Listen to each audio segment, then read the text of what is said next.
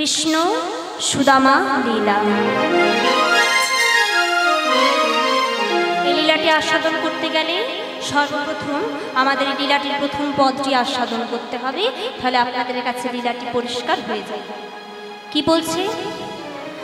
বৃন্দাবন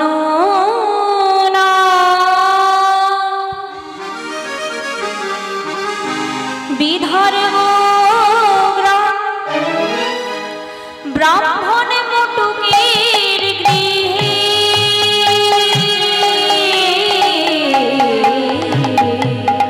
বৃন্দাবন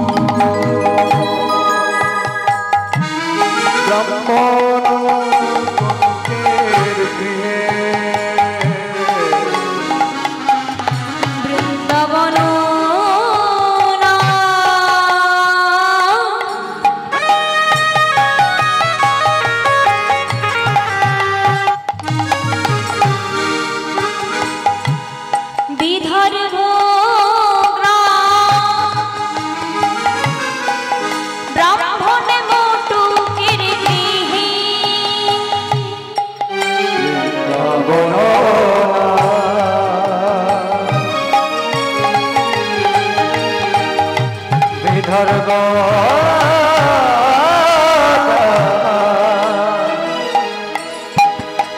ব্রাহ্মণ মুকুটের গৃহে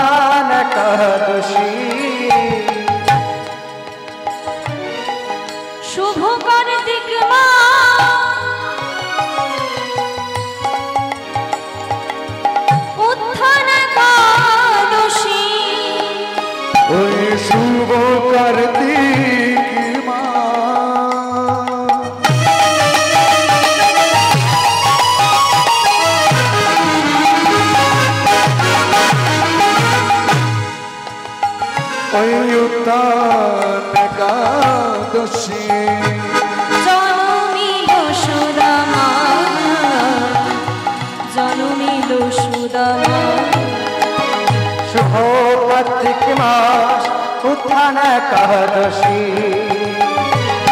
জনমিল সুদা জনমিল সুদা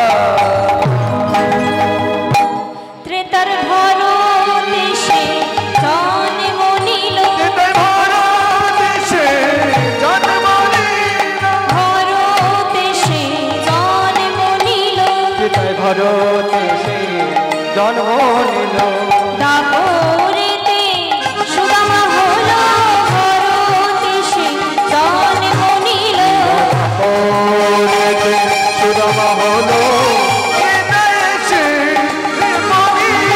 দাপরেতে সুদামা হলো ঘর দেশে জন্ম নিল দাপরেতে সুদামা হলো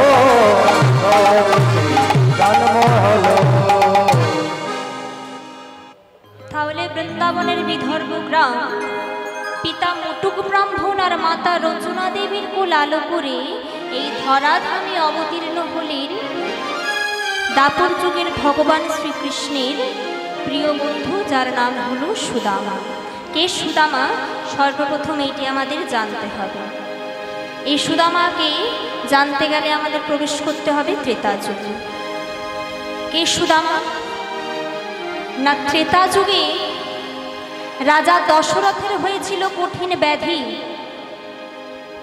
রাজা দশরথের ডান হাতের আঙুল দুটো গলে খসে পচে রক্ত পুজে ভরে গিয়েছিল মা। এখনকার যুগ হলে বলতো রাজা দশরথের ক্যান্সার হয়েছে। কত কবিরাজ এলো, আর কত কবিরাজ ফিরে গেল মা, কেউ রাজা দশরথের রোগ ভালো করতে পারল না, কেউ রাজা দশরথের রোগ ভালো করতে পারল না। তখন হঠাৎ একজন অনামী কবিরাজ এসে বলছে, শুনুন রাজা দশরথ, আপনি ভালো হয়ে যাবেন, তবে একটি উপায়ে। না কি উপায়? আপনার যে তিনটি স্ত্রী, রামের মা কৌশল্যা, ভরতের মা কৈকেয়ী আর লক্ষ্মণ শত্রুঘ্নের মা সুমিত্রা, এই তিনজনের মধ্যে যদি কেউ একজন আপনার এই ডান হাতের আঙুল দুটো রক্তপুঁজ মুখ দিয়ে টেনে টেনে পরিষ্কার করে দিতে পারে, তাহলে আপনি ভালো হয়ে যাবেন। রাজা দশরথ আবার আশার আলো দেখতে পেল। রাজা দশরথ আবার আশার আলো দেখতে পেল। তাই রাজা দশরথ সর্বপ্রথম কাকে ডাকলেন? না, তার ছোট স্ত্রী সুমিত্রাকে। তার ছোট স্ত্রী সুমিত্রাকে ডাকলেন, কারণ সুমিত্রাকে রাজা দশরথ একটু বেশি ভালোবাসতেন। সুমিত্রা দেখতেও ছিল যুব সুন্দরী, আর বয়সটাও ছিল খুব কম। সুমিত্রাকে বলছে, সুমিত্রা, ও সুমিত্রা, সুমিত্রা তুমি পারবে আমার এই ডান হাতের আঙুলের রক্তপুঁজ মুখ দিয়ে টেনে টেনে পরিষ্কার করে আমায় সুস্থ করে তুলতে? বলো না সুমিত্রা, পারবে? সুমিত্রা বলছে, স্বামী, স্বামী, আমি তোমার জন্য জীবন দিয়ে দিতে পারবো, কিন্তু এই রক্তপুঁজ আমি পরিষ্কার করতে পারবো না। স্বামী, আমি তোমার জন্য জীবন দিয়ে দিতে পারবো, কিন্তু এই রক্তপুঁজ আমি পরিষ্কার করতে পারবো না। পারলে তুমি আমায় ক্ষমা করে দিও। এগুলো দেখেই তো আমার কেমন লাগছে স্বামী, তুমি আমাকে এগুলো করতে বলো না, আমি এগুলো পরিষ্কার করতে পারবো না। এই কথাটি বলে সুমিত্রা ওইখান থেকে বেরিয়ে চলে গেল। তারপর কাকে ডাকলো? না, কৌশল্যাকে। কৌশল্যাও কিন্তু সেই একই উত্তর দিল। কৌশল্যাও সে একই উত্তর দিল। তখন রাজা দশরথ হতাশ হয়ে গেল। তারপর সেই কক্ষে প্রবেশ করলেন কে? না, কৈকেয়ী। কৈকেয়ী রাজা দশরথের চরণ দুটি জড়িয়ে ধরে বলছে, স্বামী, স্বামী, আমাকে বলবে না, আমাকে বলবে না স্বামী, আমি পরিষ্কার করব। ওরা করলো না তো কি হবে স্বামী? আমি তো ভাবছিলাম যে ওরা যদি হ্যাঁ বলে দেয়, তাহলে এ জন্মে মনে হয় আমি আর স্বামী সেবা করার সুযোগ পাবো না। এই সংসারে প্রতিটি সদবা নারীর অহংকার তার স্মৃতি সিঁদুর। আমি স্মৃতি সিঁদুরের জন্য নিজের জীবন দিতে পারবো, আর এই সামান্য রক্তপুঁজ আমি পরিষ্কার করতে পারবো না? আমি করব স্বামী, আমি করব। তাই কৈকেয়ী দিনের পর দিন তার নিষ্পাপ সেবার দ্বারা রাজা দশরথকে সুস্থ করে তুলল। রাজা দশরথ আবার ভালো হয়ে গেল। তাই রাজা দশরথ একদিন কৈকেয়ীকে ডেকে বলছে, কৈকেয়ী, আমি ধন্য, আমি গর্বিত যে তোমার মতো অর্ধাঙ্গিনী আমার রয়েছে। কৈকেয়ী, আমি ভালোবেসে তোমায় দুটো বর দিতে চাই, বলো তুমি কি নেবে? কৈকেয়ী বলছে, স্বামী, ভালোবেসে যদি তুমি আমায় কিছু দিতে চাও তাহলে আমি না বলবো না স্বামী, কিন্তু এখনো তো আমার কিছু প্রয়োজন হয়নি। যদি কোনোদিন কিছু প্রয়োজন হয় স্বামী, তাহলে আমাকে বলতে হবে না, আমি নিজের থেকেই চেয়ে নেব। এত বড় রামায়ণে এই জায়গাটায় ফাঁক রয়ে গেল, এই জায়গাটাতে ফাঁকা রয়ে গেল। বলছে প্রয়োজন হতেও আর বেশি দেরি লাগলো না। রাজা দশরথের বয়স হয়ে গেছে, তিনি আর রাজ্য শাসন করতে পারছে না। তাই সিদ্ধান্ত নিলেন, পরদিন সকালবেলা উষালগ্নে বংশের বড় ছেলে রামকে করবেন অযোধ্যার রাজা। চতুর্দিকে খবর চলে গেল, রাম হবে অযোধ্যার রাজা, রাম হবে অযোধ্যার রাজা, রাম হবে অযোধ্যার রাজা। খবরটি কৈকেয়ীর কানেও গেল মা। কে দিল? না, কৈকেয়ীকে দেখাশোনার জন্য তার একজন বৃদ্ধা দাসী ছিল। কি নাম বাবা? কৈকেয়ীকে দেখাশোনার জন্য যে বৃদ্ধা দাসী ছিল তার নাম কি? মন্থরা। মন্থরা কৈকেয়ীর কাছে গিয়ে বলছে, কৈকেয়ী, খবর শুনেছো? খবর শুনেছো? না, কি খবর? শুনলাম কাল উষালগ্নে মানে কাল ভোরবেলা তোদের বংশের বড় ছেলে ওই রামচন্দ্র হবে অযোধ্যার রাজা। তো কই এত ভালো ছিল মা, কথাটি শ্রবণ করা মাত্র তার গলায় একটি মূল্যবান হার ছিল, সে হারটি খুলে মন্থরার গলার মধ্যে পরিয়ে দিল। মন্থরা বলছে, খবরটি শুনে তোমার খুব আনন্দ হচ্ছে তাই না? কিন্তু শোনো কই, রাম যদি অযোধ্যার রাজা হয়, সেই রাজার রাজমাতা হবে কে? কৌশল্যা। আর কৌশল্যা রাজমাতা হয়ে তোমার মুখের উপর ছড়ি ঘোরাবে, সেটা দেখতে নিশ্চয়ই তোমার খুব ভালো লাগবে। এই কথাটি যখন বলেছে, সাথে সাথে কইর মন পরিবর্তন হয়ে গেছে না। এই একটা কুমন্ত্রণায়, একটা প্রেরোচনায় পড়ে কইর মন পরিবর্তন হয়ে গেল। সাথে সাথে ছুটে গিয়ে রাজা দশরথের কাছে গিয়ে বলছে, স্বামী স্বামী। রাজা দশরথ বলছে, কি হলো কই? এত রাত্রিতে তুমি আমার পক্ষে? কিছু হয়েছে? তা তুমি কেন কষ্ট করে আমার পক্ষে আসতে গেলে? আমাকে একবার ডেকে পাঠাতে পারতে, আমি নিজেই যেতাম তোমার পক্ষে। তুমি কেন এলে? সুস্থ করে তুলেছে মা। রাজা দশরথের মন একেবারে পরিবর্তন হয়ে গেছে, কত ভালোবাসা দেখুন। বলছে, তুমি কষ্ট করে কেন এলে? আমাকে ডেকে পাঠাতে পারতে, আমি নিজেই তো যেতাম তোমার পক্ষে। কই বলছে, স্বামী আমি তোমার সাথে এখানে বসে মিষ্টি মিষ্টি গল্প করতে আসিনি। তোমার মনে আছে স্বামী, তুমি আমাকে বলেছিলে দুটো বর দেবে? হ্যাঁ কই মনে আছে। সেই বর দুটি আমি আজকেই নিতে চাই। তা কি বর নেবে? বলছে, তার আগে তুমি আমাকে ৩ সত্য করে বলো তো স্বামী, আমি যা চাইবো তুমি আমাকে তাই দেবে। বলছে, ঠিক আছে, তুমি যা চাইবে আমি তোমাকে তাই দেব। মন দিয়ে শোনো স্বামী, আমি তোমার কাছে কি চাই। কই বলছে, একবারে আমার ছেলে ভরতকে করতে হবে অযোধ্যার রাজা, আরেকবারে রামকে পাঠাতে হবে 14 বছরের জন্য বনবাসে। কথাটি শ্রবণ করা মাত্র রাজা দশরথ স্বামী হয়ে কই চরণ দুটি জড়িয়ে ধরে বলছে, না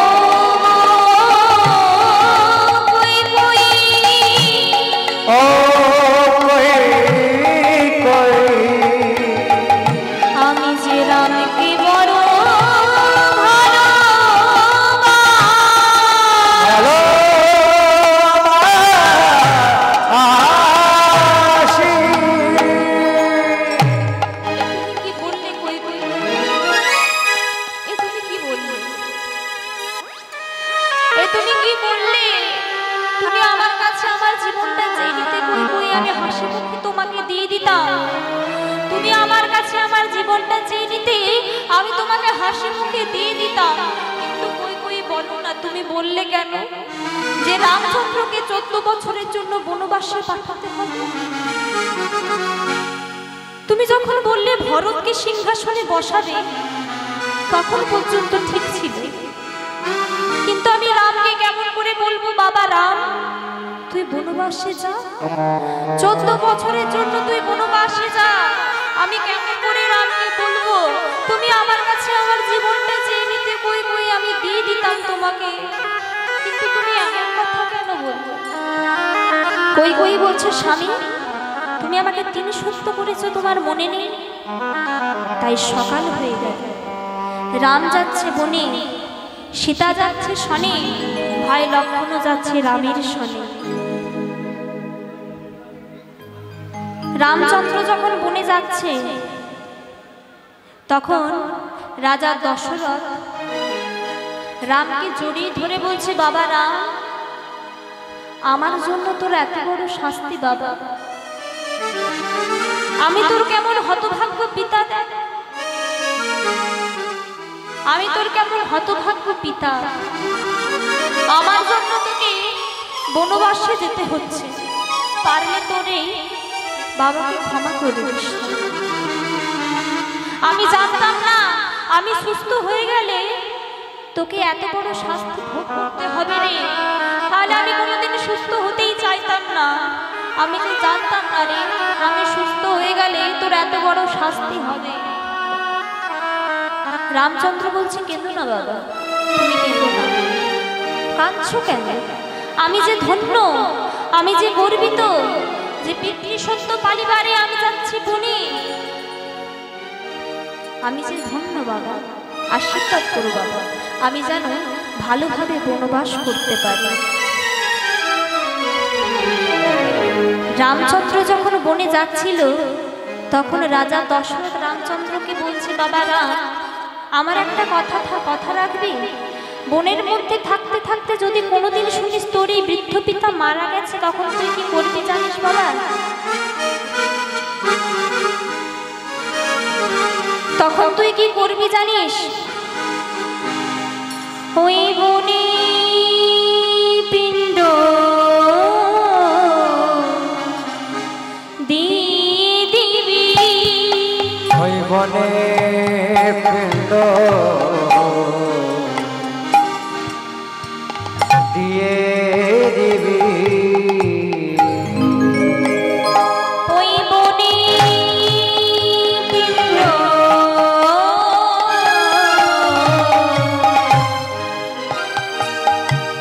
দিয়ে দিবি, ওই বনে পিণ্ড দিয়ে দিবি। যখন শুনবি মারা গেছে বনে পিণ্ড দিয়ে দিবি, যখন শুনবি মারা গেছি বনে পিণ্ড দিয়ে দিবি, যখন শুনবি মারা গেছে বনে পিণ্ড দিয়ে দিবি, যখন শুনবি মারা গেছে বনে পিণ্ড দিয়ে দিবি। বনে পিণ্ড দিয়ে দিবি, তখন শুনবি মারা গেছে বনে পিণ্ড দিয়ে দিবি, যখন শুনবি মারা আরে বনে পিণ্ড দিয়ে দিবি, যখন শুনবি মারা গেছে বনে পিণ্ড দিয়ে দিবি, যখন শুনবি মারা গেছে প্রেমানন্দে গাই বাউল হরি বল হরি বল হরি বল। যখন শুনবি মারা গেছে আরে বনে পিণ্ড দিয়ে দিবি, যখন শুনবি মারা গেছে আরে বনে পিণ্ড দিয়ে দিবি, যখন শুনবি মারা গেছে আরে বনে পিণ্ড দিয়ে দিবি, যখন শুনবি মারা গেছে আরে বনে পিণ্ড দিয়ে দিবি, যখন শুনবি মারা গেছে বনে পিণ্ড দিয়ে দিবি, যখন শুনবি মারা গেছে আরে বনে পিণ্ড দিয়ে দিবি, শুনবি মারা গেছি ওই বনে পিণ্ড দিয়ে দিবি। আর যখন শুনবি মারা গেছে ওই যখন শুনবি মারা গেছে বনে পিণ্ড দিয়ে দিবি, ওই যখন শুনবি মারা গেছে আরে বনে পিণ্ড দিয়ে দিবি, ওই যখন শুনবি মারা গেছে বনে পিণ্ড দিয়ে দিবি, যখন শুনবি মারা গেছে বনে পিণ্ড দিয়ে দিবি, যখন শুনবি মারা গেছে বনে পিণ্ড দিয়ে দিবি, বনে মারা গেছে বনে পিণ্ড দিয়ে দিবি, যখন শুনবি মারা গেছে বনে পিণ্ড দিয়ে দিবি, যখন শুনবি মারা গেছে বনে দিয়ে দিবি, যখন বনে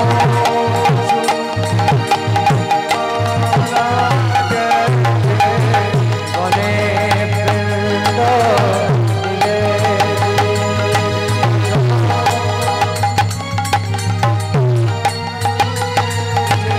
বনে পিণ্ড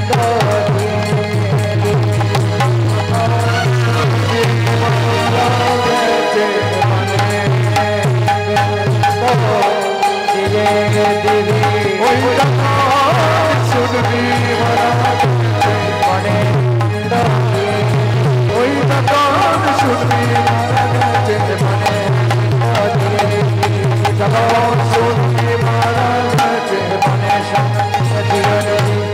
আজ বনে পিণ্ড দিয়ে দিবি।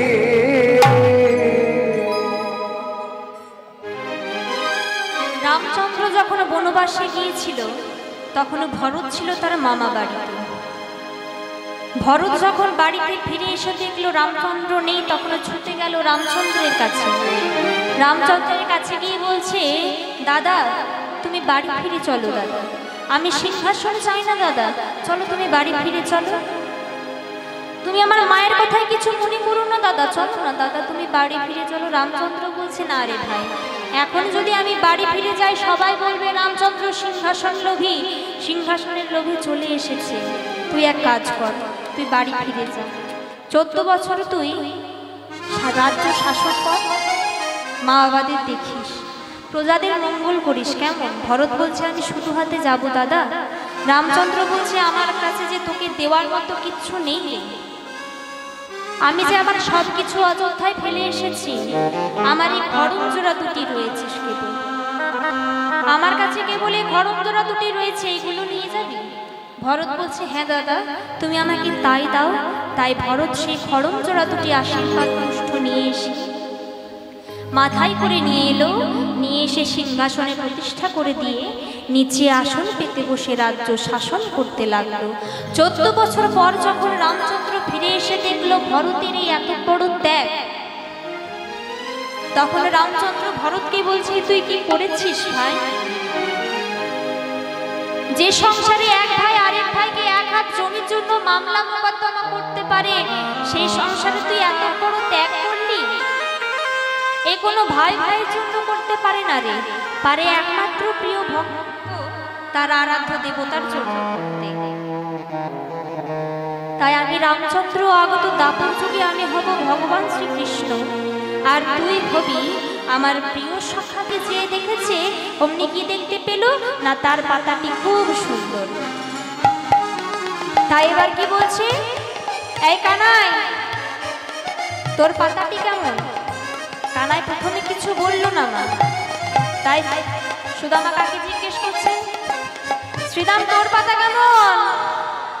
সুবল তোর পাতা, মহাবল তোর পাতা কেমন? আমারটাও ভালো। এই বসুদাম তোর পাতা কেমন? হ্যাঁ ভালো তো। এই মধুমঙ্গল তোর পাতা কেমন? সবাই ভালো বলছে।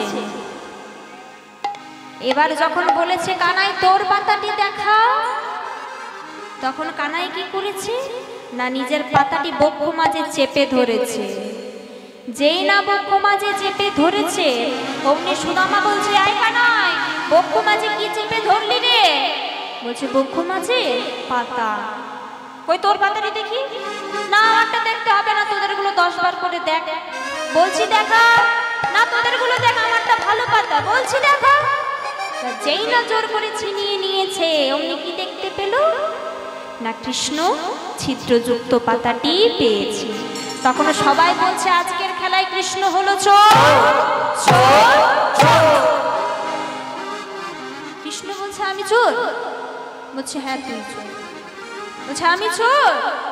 তুই বিনে চোরকেই হবে ভাই, চোরকে হবে ভাই, তুই বিনে চোরকেই হবে ভাই, তুই বিনে চোরকে হবে ভাই, নন্দরানের ননি চোরা তুই বিনে চোরকেই হবে ভাই, নন্দরানের ননি চোরা তুই বিনে চোরকে হবে ভাই, ব্রজগোপীর বসন চোরা তুই বিনে চোরকেই হবে ওই ভাই, ব্রজ গোপীর বসন চোরা তুই বিনে হবে ভাই। কানাই বলছে, শোন আমাকে চোর বলার আগে আমার একটা কথার উত্তর দে তো। বলে, কি হলো? বলছে, আমাকে যে তোরা চোর বলছিস, তার আগে আমার কথার একটা উত্তর দে তো। আমি যে ব্রজের ঘরে ঘরে ননি চুরি করি, মাখন চুরি করি, নারকলের নাড়ু চুরি করি, সেগুলো কি আমি একা খাই? বলছে, না রে ভাই, আমরাও খাই। তাহলে আমি যদি চোর হই, তোরা যে বড় বড় ডাকাত রে, চুরি করি আমি আর চুরির ধন ভোগ করিস তোরা। আমি যদি চোর হই, তোরা তাহলে ডাকাত। বলছে, শোন কানাই, তোর মুখের বচনের সঙ্গে আমরা কোনোদিন পেরে উঠতে পারি নাই, আজও পারবো না। আজকের খেলায় কথা ছিল যে ছিদ্রযুক্ত পাতা পাবে সে হবে চোর। তো ছিদ্রযুক্ত পাতা তুই পেয়েছিস, আজকের খেলায় তুই হলি চোর, বলছে শোন বারবার করে চোর চোর করিস না তো, বলকে প্রথমে কাঁধে চাপবি। সবাই মিলে বলছে প্রথমে কাঁধে চাপবে সুদামা, প্রথমে কাঁধে চাপবে আমাদের সুদামা। তাই সুদামাকে কাঁধে নিয়েছে কৃষ্ণ। এবার যেই না সুদামাকে কাঁধে নিয়েছে অমনি বলছে সুদামা ভালো করে ধর, পড়ে দিস না যেন আবার। তাই দেখে পদকর্তা কি বলছে, সুদামারে লইয়া কৃষ্ণ চলিতে লাগিল।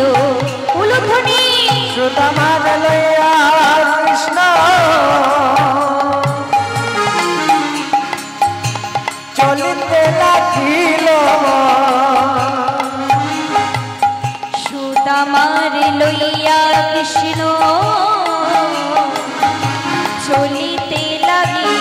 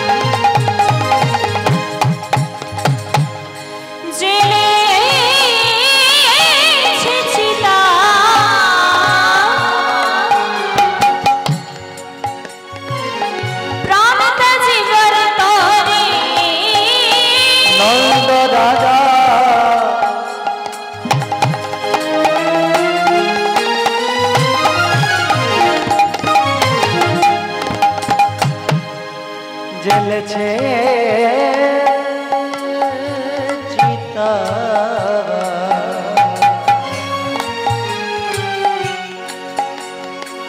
প্রাণ তেজি বরতরে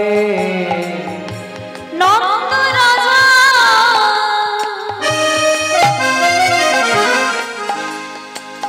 জেলে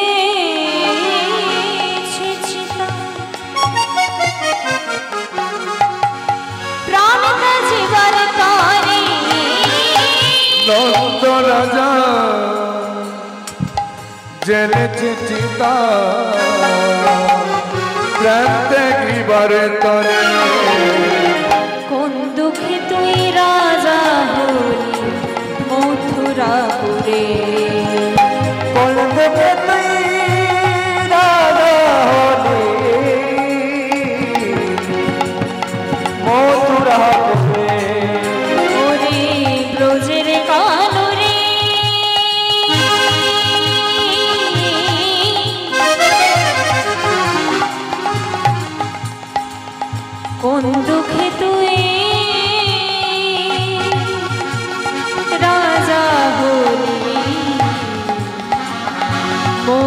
মথুরা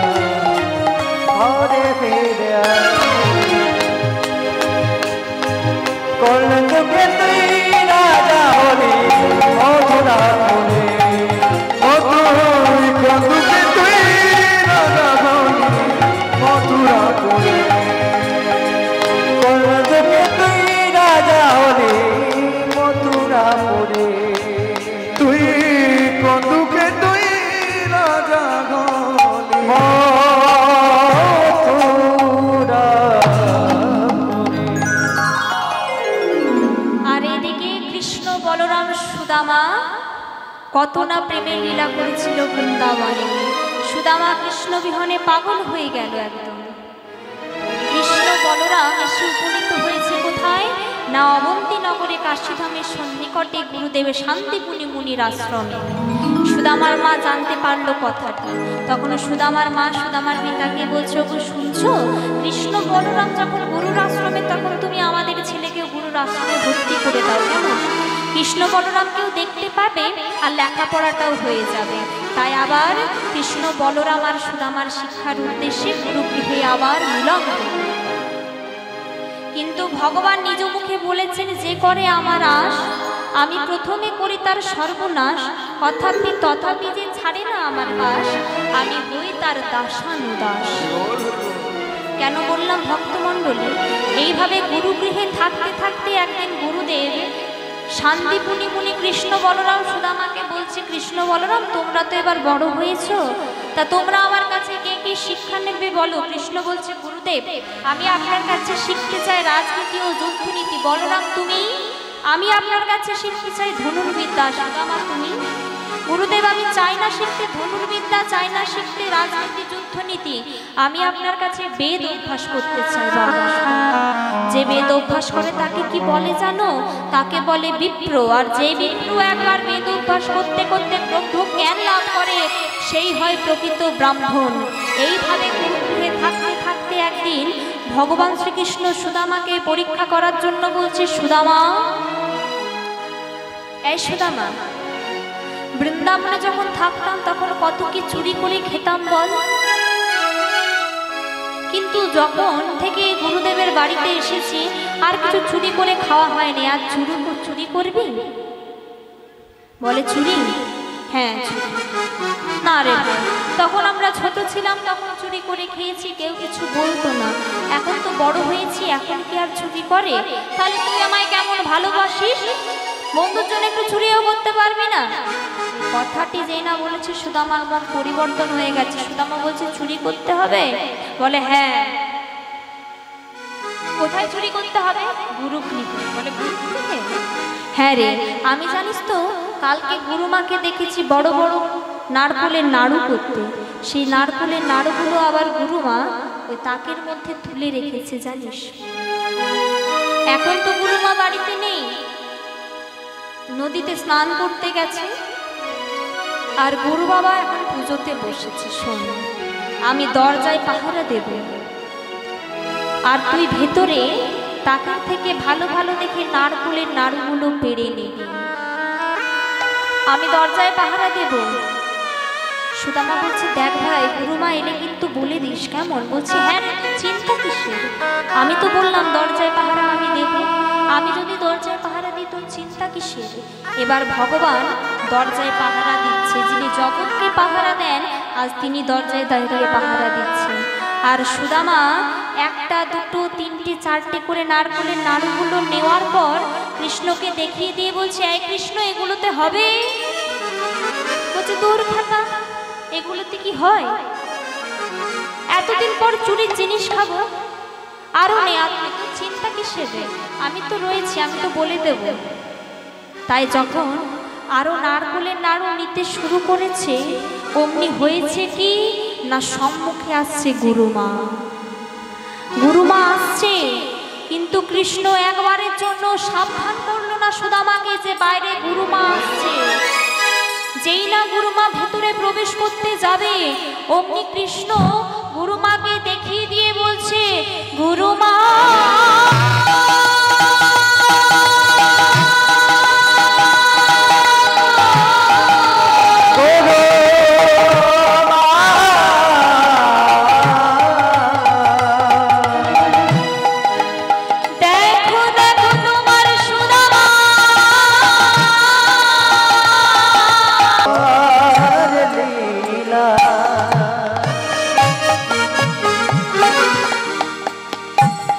যে জন কাঁদে কাঁদা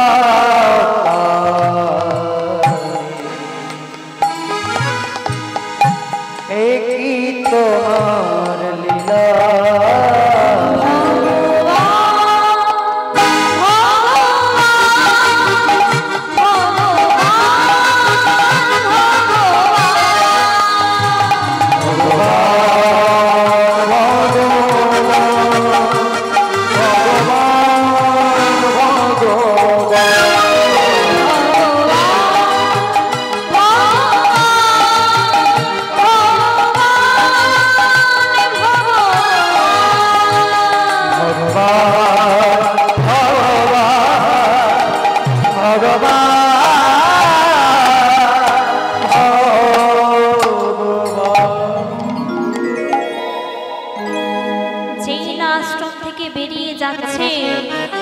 কৃষ্ণ সুদামাকে বলছে, চলে যাচ্ছিস সুদামা?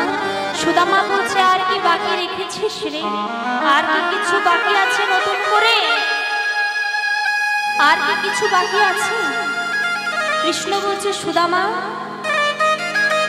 আচ্ছা সুদামা, গুরু বাবা যখন তোকে বারবার করে জিজ্ঞাসা করছিল নারকোলের নাড়ুগুলো তুই কার জন্য চুরি করেছিস, তখন তুই কেন বললি নিজের জন্য চুরি করেছিস? তুই তো আমার জন্য চুরি করেছিস বলতে পারতিস, কেন বললি রে? বল না ভাই, কেন বললি? সুদামা বলছে, কৃষ্ণ, আমি মিথ্যে কথা বলিনি রে, এই সংসারে তুই ছাড়া আমার নিজের বলতে আর কেউ নেই রে। গুরু বাবা যখন বারবার করে জিজ্ঞাসা করছিল, তখন আমি বললাম নারকোলের নাড়ুগুলো আমি আমার জন্য চুরি করেছি। কৃষ্ণ বলছে, তুই আমায় এত ভালোবাসিস, আমি জন্মে জন্মে তোর ভালোবাসায় বাঁধা রয়ে গেলাম। যদি কোনোদিন কিছু দরকার হয়, যদি কোনোদিন কিছু দরকার হয়, তাহলে তোর এই বন্ধুর কাছে আসিস, তোর এই বন্ধুর কাছে আসিস, খালি হাতে ফিরে যেতে হবে। সুদামা বলছে, আমি না খেতে পেয়ে মারা যাব, কিন্তু আমি তোর কাছে কোনোদিন হাত পেতে কিছু চাইবো না। এই কথাটি বলে সুদামা চলে গেল। যেই না বাড়ি ফিরে গেল, অমনিকে দেখতে পেল তার পিতা মাতার কেউ বেঁচে নেই। গ্রামের লোকেরা তার একজন খুব ধর্মীয় পরায়ণ মেয়ের সাথে বিয়ে দিল, তার নাম হলো বসুন্ধরা। কেউ বলে সুশীলা দেবী, কেউ বলে কুচেলা দেবী। যেমন তার স্বামী তেমন স্ত্রী, সারাদিন শুধু কৃষ্ণ কৃষ্ণ কৃষ্ণ চিন্তা, কৃষ্ণ ছাড়া কিচ্ছু জানে না। একদিন সুদামার স্ত্রী বসুন্ধরা সুদামাকে বলছে, ও শুনছো স্বামী, শুনেছি কৃষ্ণ তোমার বাল্য বন্ধু, আবার সে নাকি এখন দ্বারকার রাজা। এদিকে ভগবান শ্রীকৃষ্ণ দ্বারকার রাজা হয়ে বসে আছে রুক্মিণী সত্যভামার মাঝে। তো কৃষ্ণ তো তোমার বাল্য বন্ধু, তোমার মনে হয় না তার কাছে একবার যাই, তাকে গিয়ে দেখে আসি? এই কথাটি যেই না বলেছে, সুদামা বলছে, হ্যাঁ আমার মনে তো হয় তার কাছে একবার যায়, তার সাথে দুটো কথা আলোচনা করে আসি, দুটো গল্প করে আসি। কিন্তু আমি কি করে যাব?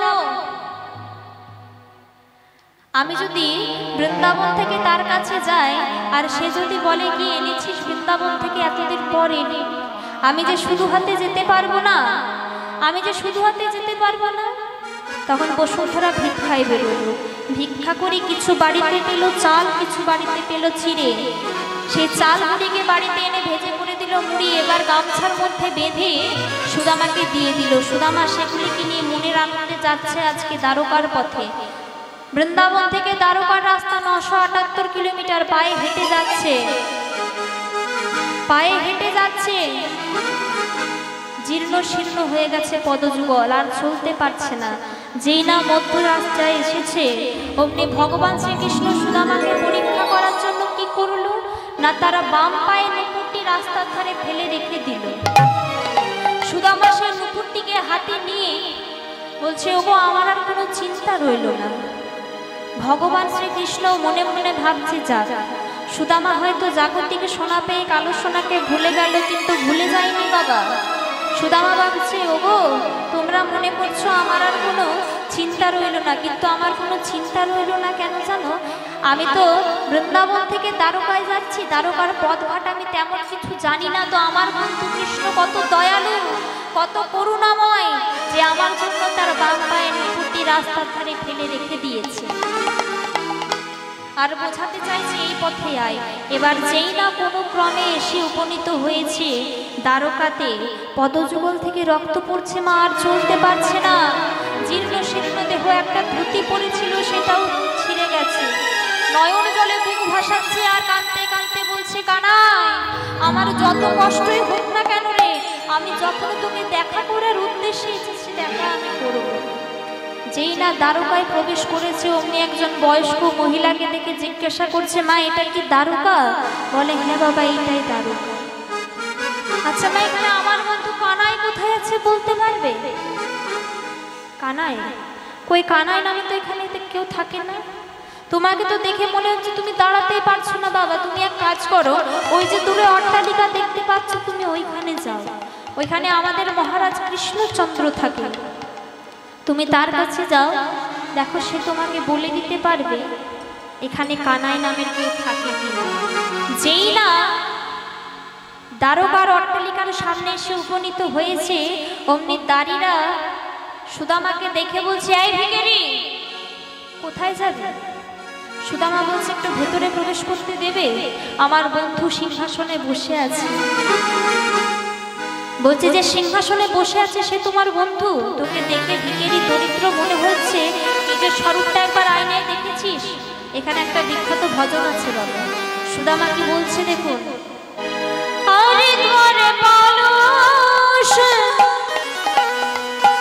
कन्हैया से कह दो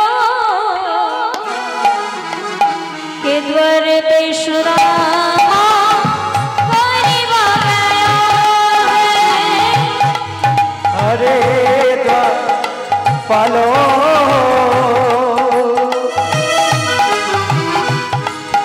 उस कन्हैया से कह दो द्वार पे सुदामा करेगा गया है। द्वार पे सुदामा करेगा गया है। अरे द्वार पालोश कन्हैया से कह दो, अरे द्वार पालो कन्हैया से कह दो द्वार पे सुदामा परिवा गया है। द्वार पे सुदामा करीबा गया है। ना सर पे पगड़ी ना कान पे सामा, बता दो कन्हैया को नाम है सुदामा। सर पे है पगड़ी नतन पे है जामा, बता दो कन्हैया को नाम है सुदामा। बता दो कन्हैया को नाम है सुदामा।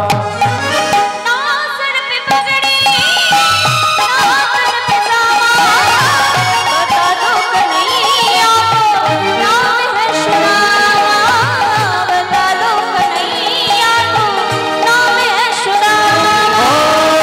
सर पे है पगड़ी नतन पे है जामा, बता दो कन्हैया को नाम है सुदामा। बता दो कन्हैया को नाम है सुदामा।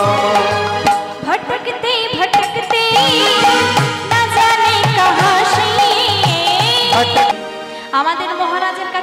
আসে সে কখনো খালি হাতে ফিরে যায় না।